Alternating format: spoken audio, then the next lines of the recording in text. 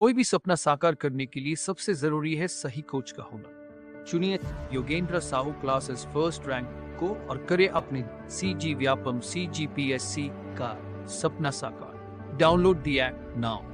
नमस्कार, जय जोहार। क्या आप भी गवर्नमेंट एग्जाम्स की तैयारी करना चाहते हैं? क्या आप भी मेमोरी टेक्निक्स और ट्रिक्स के जरिए बहुत ही कम समय में स्मार्ट स्टडी करना चाहते हैं? क्या आप चाहते हैं कि CG व्यापम टॉपर आपको पढ़ाए? तो डाउनलोड करिए योगेंद्र साहू क्लासेस ऐप। यहाँ 10 से अधिक गवर्नमेंट एग्जाम्स क्रैक करने वाले और CG व्यापम टॉप करने वाले योगेंद्र सर CGPSC और CG व्यापम के अंतर्गत होने वाले सभी एग्जाम्स की तैयारी कराएं। तो डाउनलोड करिए Yogendra Sahu classes app to be the best, learn from the best.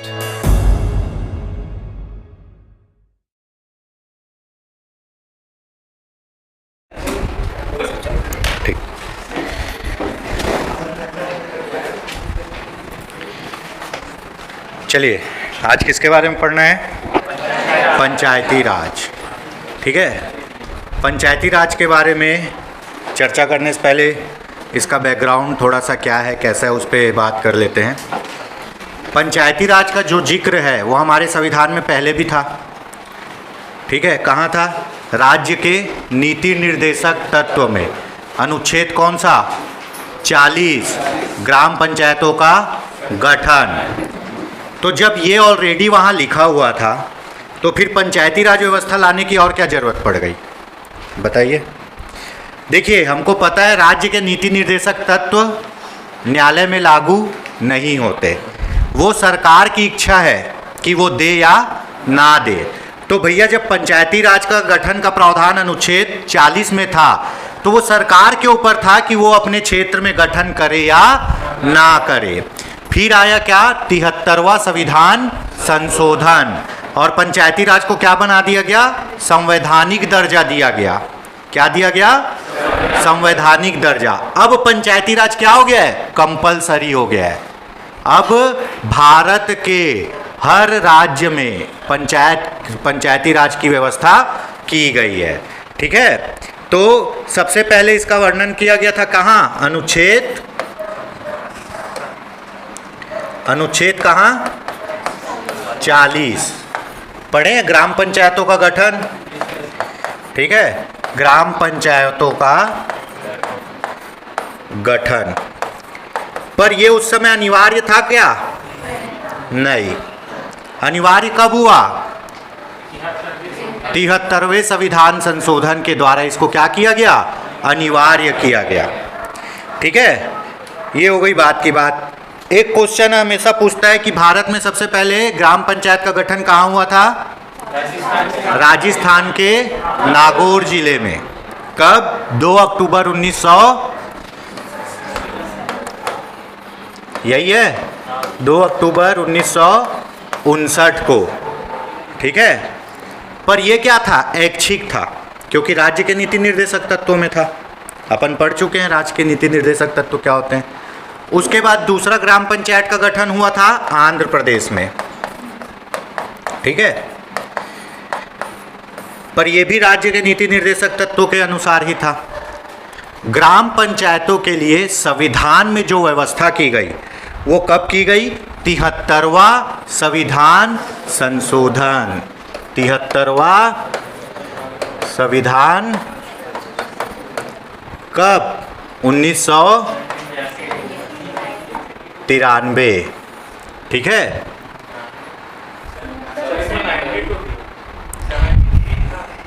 73वां संविधान संशोधन, 73वां है ना। और 1992-93 पेश हुआ कब? दिसंबर 1900, और पास हुआ कब? 1993 में। ठीक है, तो इसके विषय में देखते हैं। इससे पहले पंचायतों के लिए बहुत सी समिति बनी, है ना, और वो समितियों ने क्या किया? काम किया। तब उन्होंने क्या किया? रिपोर्ट दिया, और उसके बाद क्या बना? आपका पंचायती राज व्यवस्था बनी। समितियों के बारे में भी पूछता है। ठीक है, तो समिति के बारे में भी देख लेते हैं।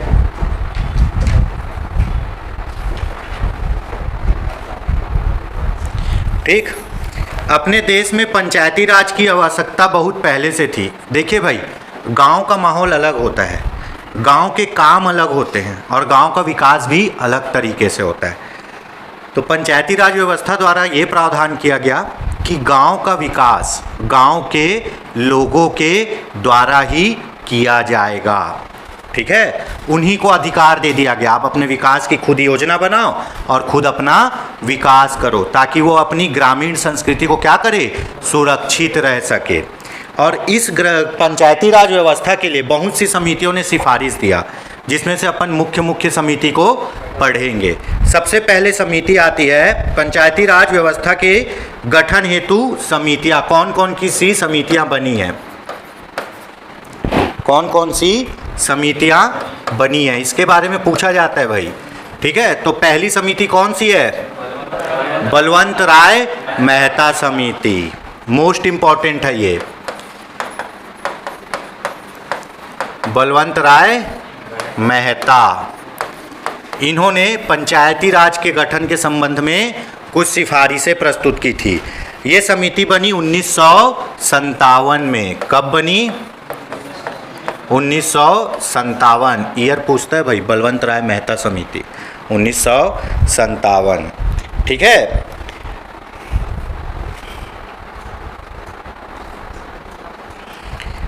इस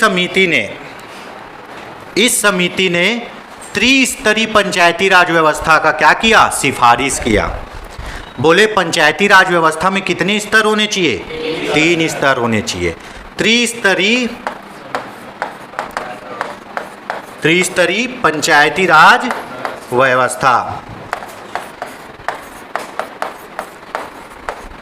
व्यवस्था की क्या की इन्होंने, सिफारिश की।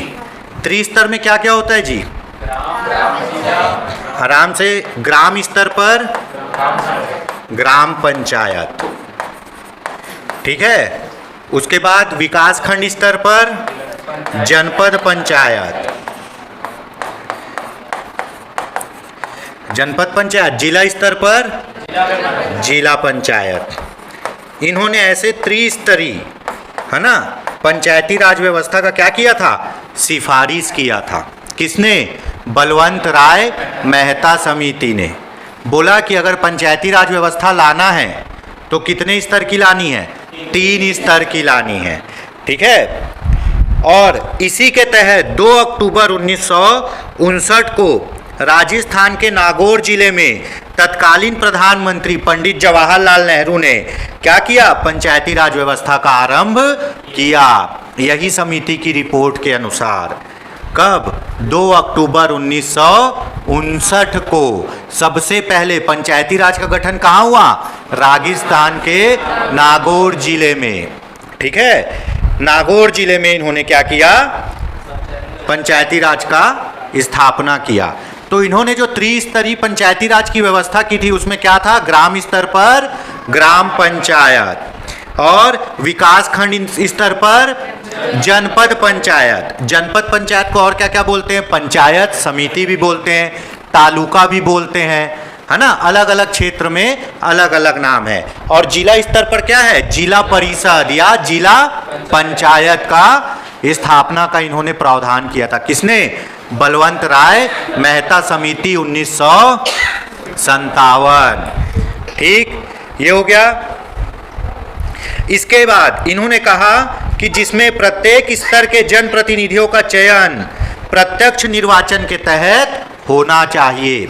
उन्होंने कहा, किसने, बलवंत राय मेहता समिति ने, कि भैया पंचायत होनी चाहिए त्रिस्तरीय, ग्राम स्तर पर ग्राम पंचायत, है ना, विकास खंड स्तर पर जनपद पंचायत या उसी को पंचायत समिति या उसी को तालुका, और जिला स्तर पर जिला पंचायत या जिला परिषद।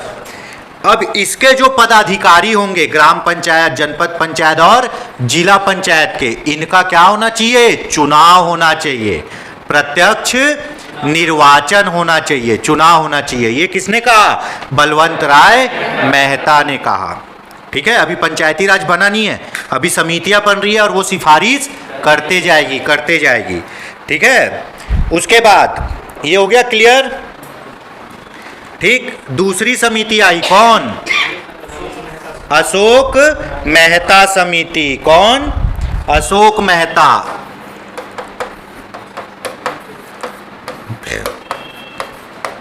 ये कब आई? 1977 में आई।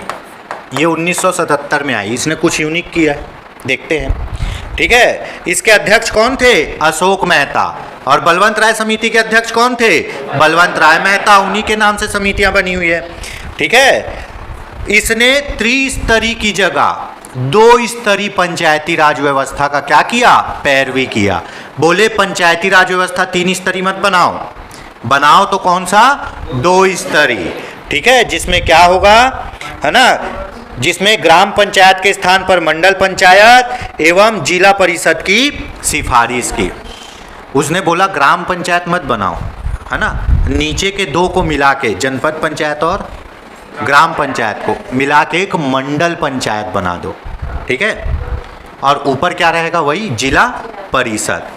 तो इस समिति का विरोध इसलिए हो गया कि इसमें ग्राम पंचायत का गठन ही नहीं है। भैया समिति बन रही है ग्राम पंचायत के लिए और ग्राम पंचायत ही नहीं बन रहा है। ठीक है, तो बेस्ट ऑफ माई नॉलेज इसलिए थोड़ा बहुत इसमें विरोध हुआ। इसमें ग्राम पंचायत का अस्तित्व ही समाप्त हो जा रहा था, है ना। क्यों? क्योंकि ग्राम पंचायत जरूरी है, ग्राम पंचायत तो बनना ही है। और इसने कहा कि 2 स्तरीय बनाओ, एक क्या बनाओ? मंडल पंचायत, और दूसरा क्या बनाओ? जिला परिषद। ठीक है, तो ये 2 स्तरीय पंचायती राज की क्या किए? सिफारिश किए। ये बहुत पूछता है, कौन 3 स्तरीय बोला, कौन 2 स्तरीय बोला। तो बलवंत राय मेहता, उसके 20 साल बाद आए कौन? अशोक मेहता समिति। इन्होंने कौन सी पंचायती राज व्यवस्था की सिफारिश की है? 2 स्तरीय। समझ में आ गया? ठीक है, उसके बाद तीसरी समिति आई, GV.K. राव समिति। कौन सी? Doctor GV.K. राव समिति। ठीक है, ये कब आई? ये आई आपकी 1985 में, डॉक्टर GV.K. राव समिति। ठीक है, 85, है ना, 1985 में। अब ये भाई साहब क्या बोले, ये भी देख लेते हैं। ये बोले हैं कि पंचायत बनाओ, लेकिन सबसे पहले काम करो कि पंचायत का नियमित क्या हो? चुनाव हो। इलेक्शन कंटिन्यू होना चाहिए पंचायत का, और सब लोग क्या आए? चुन के आए, जिससे क्या हो? विकास अच्छा हो सके। इन्होंने नियमित चुनाव के कानून पर बल दिया। किसने? Doctor GV.K. राव समिति ने। बलवंत राव मेहता समिति ने कहा 3 स्तरीय बनाओ, और जितने पदाधिकारी होंगे सबका क्या होना चाहिए? चुनाव होना चाहिए। अशोक मेहता ने कहा 2 स्तरीय बनाओ। GV.K. राव समिति ने मुख्य रूप से क्या कहा? कि नियमित चुनाव हो, हर 5 साल में क्या हो? चुनाव हो। उसके बाद लक्ष्मीमल सिंघवी समिति आया। ठीक है, लक्ष्मीमल सिंघवी समिति। ये कब आया? है ना, 1986 में आया। 1986 में आया। इन्होंने क्या कहा? इन्होंने कहा कि ग्राम पंचायतों को आत्मनिर्भर बनाने हेतु आर्थिक संशोधन प्रदान करने की बात कही। इन्होंने ग्राम पंचायतों के पैसे के संबंध में बात कही। बोला ग्राम पंचायतों के लिए ऐसा प्रावधान करो कि ग्राम पंचायत क्या बन सके? आत्मनिर्भर बन सके, अपना खर्चा, अपने विकास के लिए पैसा खुद ला सके। नाम से ये लक्ष्मी, है ना, तो लक्ष्मी की बात कही है इन्होंने कि भैया ग्राम पंचायतों को क्या करो? आत्मनिर्भर बनाओ। ठीक है, इसलिए ग्राम पंचायत खुद टैक्स लगाती है ना। ग्राम पंचायत में जैसे बाजार लगता है ना, उस पर टैक्स लगता है। गांव में पशु खरीदोगे बेचोगे, उस पर टैक्स लगेगा। ठीक है, पार्किंग वार्किंग जो देते हैं उस पर टैक्स लगता है। तो ग्राम पंचायत अपने लिए टैक्स खुद वसूल करती है। आत्मनिर्भर बनाने की बात कही थी। किसने? लक्ष्मीमल सिंघवी समिति ने 1986 में। तो ये 4 प्रमुख समितियां हैं, अभी इन्हीं के बारे में चर्चा करेंगे। सबसे पहले आया था बलवंत राय मेहता, कब? 1957, त्रिस्तरीय पंचायती राज और नियमित चुनाव। उसके बाद आया अशोक मेहता 1977, 2 स्तरीय पंचायती राज। उसके बाद आया तीसरा क्या, GV.K. राव समिति, इन्होंने नियमित चुनाव कराने पर बल दिया। और उसके बाद आया आपका अंतिम क्या, लक्ष्मीमल सिंघवी समिति, इन्होंने पंचायतों को आत्मनिर्भर, लक्ष्मी है ना, आत्मनिर्भर आर्थिक रूप से बनाने का प्रस्ताव दिया था। ठीक है, तो ये हो गया है ना। उसके बाद आपका क्या आया, 73वां संविधान संशोधन, जिसमें क्या जोड़ा गया, पंचायती राज व्यवस्था। संविधान के कौन से भाग में, भाग 9, कौन से भाग में, भाग 9। ठीक है, कौन सा संविधान संशोधन, 73वां। ठीक है, 1993, 92-93, ठीक है, 92-93 में। ठीक, उसके बाद भाग 9 में क्या जोड़ा गया, पंचायती राज व्यवस्था, पंचायती राज व्यवस्था। ठीक है, भाग 9। अपने संविधान में कितने भाग हैं, 12 भाग। 12 भाग में से 9वें भाग में क्या है, पंचायती राज, 22 भाग है, 22 भाग है और 12 अनुसूची है। तो पंचायती राज व्यवस्था कौन से भाग में है, भाग 9। ठीक है, और अनुसूची कौन सी, 11। अनुसूची कौन सी जुड़ी, अनुसूची 11वीं। ठीक है, और इसमें कितने विषय हैं पंचायत के पास, 29 विषय। 29 विषय जिस पे कानून कौन बनाएगा, पंचायत बनाएगी। ठीक है, ये जोड़ा गया। ठीक, यहाँ तक समझ में आ गया, यहाँ तक समझ में आया।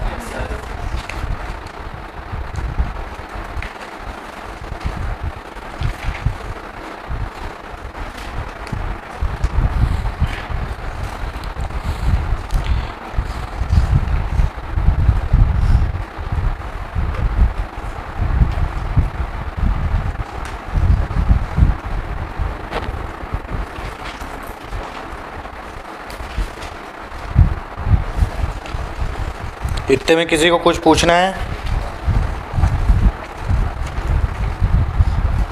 ठीक है। अब देखते हैं, है ना, 73वां संविधान संशोधन से संबंधित प्रमुख तिथियां क्या क्या हुआ था। ठीक है, अपने को पता है कोई भी चीज़ कानून कैसे बनता है, पहले एक सदन में पेश करो, वहाँ से पास होके दूसरे सदन में जाएगा, दूसरे सदन से पास होके राष्ट्रपति के पास जाएगा, राष्ट्रपति सिग्नेचर करेगा तो क्या बनेगा, कानून बनेगा। तो देखते हैं, तो 73वां संविधान संशोधन विधेयक, आपको पता है जब तक कानून नहीं बनता तो क्या बोलते हैं, बिल, विधेयक, और जब कानून बन जाता है तो उसी को क्या बोलते हैं, एक्ट, है ना। तो ये विधेयक जो है लोकसभा में कब पारित हुआ, 22 दिसंबर 1992 को कहाँ, लोकसभा में पास हुआ। ठीक है, कहाँ पास हुआ, लोकसभा में। उसके बाद राज्यसभा गया, राज्यसभा में कब पास हुआ, 23 दिसंबर, जस्ट एक दिन बाद, 23 दिसंबर 1992 को कहाँ, राज्यसभा में भी पास हो गया। अब दोनों सदन में पास हो गया, अब कहाँ जाएगा, राष्ट्रपति के पास। तो राष्ट्रपति के पास ये अनुमोदन के लिए गया, और राष्ट्रपति इस पर अपनी अनुमोदन कब दिया, 20 अप्रैल, कब दिया, 20 अप्रैल 1993। पेश हुआ था 92 में दिसंबर में, और पास कब हुआ, 1993 20 अप्रैल को। कौन अनुमोदन कर दिया इसको, राष्ट्रपति। राष्ट्रपति क्या कर दिए, इस पर सिग्नेचर कर दिए। ठीक है, राष्ट्रपति सिग्नेचर किए, और फिर ये क्या हो जाएगा, कानून बन जाएगा। 20 अप्रैल को राष्ट्रपति इस पे सिग्नेचर किए हैं, और 24 अप्रैल का दिन निर्धारित किया गया इसको लागू करने के लिए। 24 अप्रैल 1993 को ये संपूर्ण भारत में क्या हो गया, लागू हो गया, क्या, पंचायती राज व्यवस्था। इसीलिए 24 अप्रैल को क्या मनाते हैं, पंचायती राज दिवस। समझ में आ गया, 24 अप्रैल को अपन क्या मनाते हैं, पंचायती राज दिवस। 24 अप्रैल 24/4/1993 को ये कहाँ हो गया लागू, पूरे भारत में। ठीक, 73वां संविधान संशोधन लोकसभा में पेश हुआ 22 दिसंबर, लोकसभा में पास हुआ 22 दिसंबर 1992 को। लोकसभा से पास होके कहाँ गया? राज्यसभा। पास हुआ 23 दिसंबर 1992 को। उसके बाद राष्ट्रपति इस पर अपना फाइनल सिग्नेचर करते 20 अप्रैल 1993 को, और ये पूरे भारत में लागू होता है 24 अप्रैल 1993 को। इसीलिए 24 अप्रैल को क्या मनाया जाता है? पंचायती राज दिवस। यहाँ तक क्लियर? इन सब के द्वारा भारत के संविधान में क्या क्या जोड़ा गया? सबसे पहले जोड़ा गया भाग 9, भाग 9, अनुसूची 11। अनुसूची कौन सी? 11। ठीक है। उसके बाद ये हो गया। अनुच्छेद कौन सा जोड़ा गया है? अनुच्छेद 243, है ना। फिर 243 क से कहाँ तक? 243 ण, ओ सॉरी 243 ओ तक।